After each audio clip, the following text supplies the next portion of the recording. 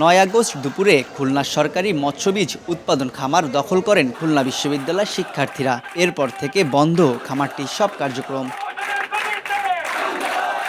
শিক্ষার্থীরা বলছেন, বিশ্ববিদ্যালয়ের তীব্র আবাসন সংকট, গবেষণা, সৌন্দর্য বর্ধন সহ সার্বিক নিরাপত্তায় 10.35 একর আয়তনের এ খামারটি অধিগ্রহণের দাবি ছিল দীর্ঘদিনের। সংশ্লিষ্ট কর্তৃপক্ষ বারবার আশ্বাস দিলেও সমাধান না আসায় বাধ্য হয়ে দখলের কথা জানান তারা। আবাসন সংকটের প্রতিবাদ স্বরূপ আমরা এখানে শহীদ মীর মুগ্ধ হল নামকরণ করেছি ভবনটি। যতদিন পর্যন্ত আমাদের দাবি আদায় হচ্ছে, আমরা এই প্রতিষ্ঠানটি এই অবস্থায় রাখার চিন্তা ভাবনা করছি। কেউ যদি আমাদের অধিকার না দিতে চায়, তখন আমরা এটা জানি যে কিভাবে এটা অধিকার আদায় করে নিতে হয়।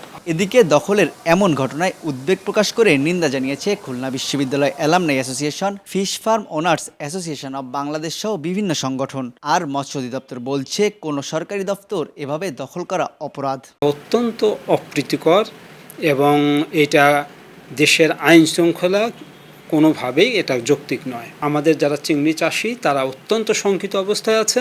জমির প্রয়োজনীয়তা থাকলেও এভাবে নিয়ন্ত্রণ নেওয়াকে সমর্থন করছে না খোদ বিশ্ববিদ্যালয় কর্তৃপক্ষ। জায়গার প্রয়োজন খুলনা বিশ্ববিদ্যালয়ের, এ বিষয়ে কোনো সন্দেহ নাই, এবং ছাত্রছাত্রীদের আবাসন প্রয়োজন, এ বিষয়ে ছাত্রছাত্রীদের দাবি একেবারেই যৌক্তিক। তবে অবশ্যই এই জাতীয় ঘটনা আমাদের কারোর জন্যেই খুব একটা সুখকর বিষয় না। মৎস্য বিভাগের তথ্য মতে খামারটিতে প্রতি বছর 16,500 চিংড়ি ও মৎস্যচাষীকে সেবা দেওয়া হয়। তানজিম আহমেদ, সময় সংবাদ, খুলনা।